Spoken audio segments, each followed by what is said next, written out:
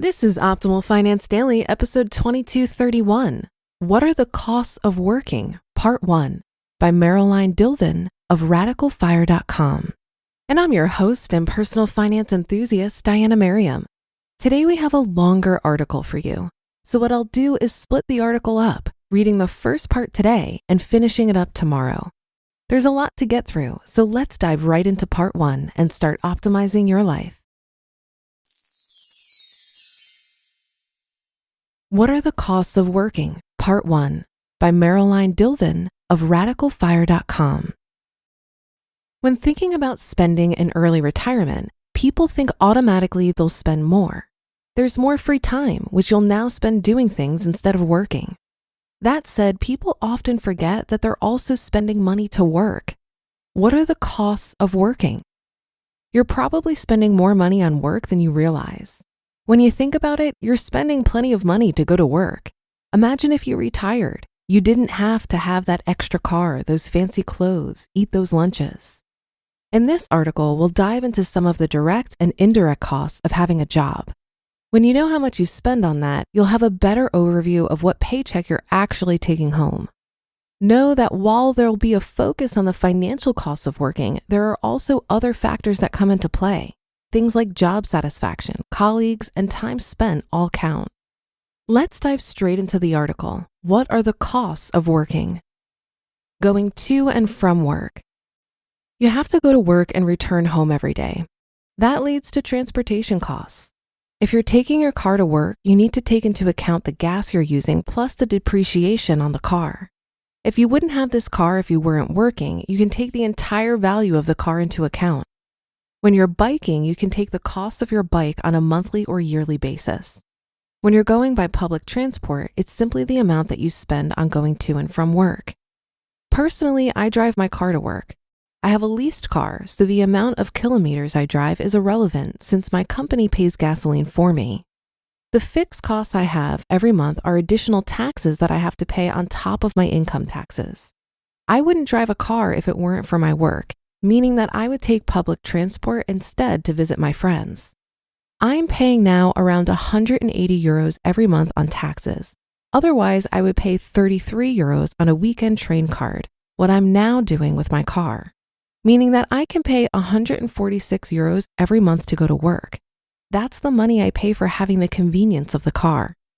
I can lower this.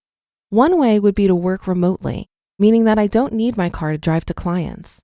Another way would be to not drive my car for private purposes, meaning that I don't have to pay the additional taxes. While I could do that, I'm quite used to my car now. When I can drive a car for cheap, why not take the opportunity? Perhaps I'll do it sometime in the future, but for now, it's not necessary for me personally. If you have your own private car that you use to drive to work, there are even more things you can do. You can buy a more fuel-efficient car, especially if you're driving a significant distance to and from work. This can give you some additional savings. You can even go for an electric car, which is becoming more and more efficient. When public transportation is a cheaper option for you, you can switch from a car to public transport. Dress for success. We all know the expression dress for success, right?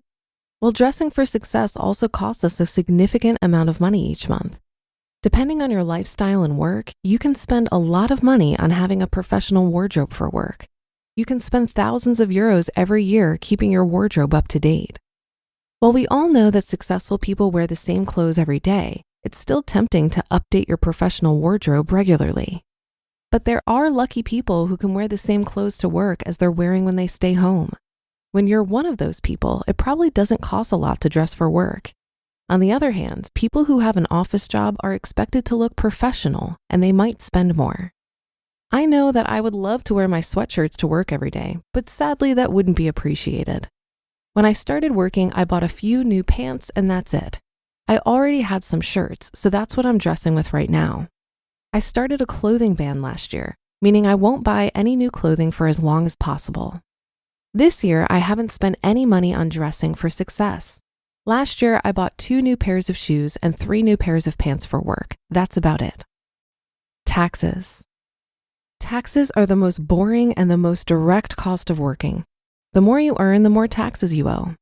In the Netherlands, the higher your salary, the higher you're scaled in the different tax brackets, meaning that if you earn more, every extra euro is taxed more than your average tax rate. What you can do about that is invest in tax-deductible accounts that save money for when you retire. Another way to lower this is to optimize your tax declaration. Most of the time, you can move around your money a bit, which can save you anywhere from 10 to 100 euros on a yearly basis. When you stop working, most of the taxes will go away. You'll pay fewer taxes in retirement for sure. To be honest, I enjoy paying taxes as we have many benefits in return. To be continued. You just listened to part 1 of the post titled, "What are the Costs of Working?" by Marjolein Dilven of RadicalFire.com. I think it's well worth the exercise to truly calculate the cost of working, especially now when many companies want employees to return to the office after years of remote work. I recently read about a woman who was able to pad her emergency fund with $6,000 in just 6 months because work from home saved her money on transportation, takeout lunches, business attire, and happy hour drinks. Pair a break from these costs with the current rate of inflation, and I can see why many workers are now realizing that working isn't just about making money. In many ways, it also costs you money. The good news is that employees seem to have a bit more leverage now, as the Great Resignation is still in full swing.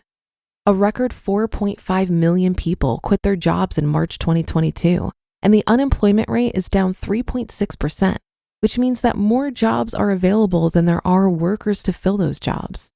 There are also tons of options for remote work, which is a great remedy for many of the costs of working.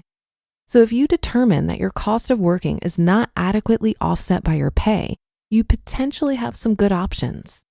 Many people have been successful at convincing their employers to allow them to continue working from home, or they've agreed to a hybrid model of some days at home, some in the office. As we've proven over the last couple of years, work from home can produce great results.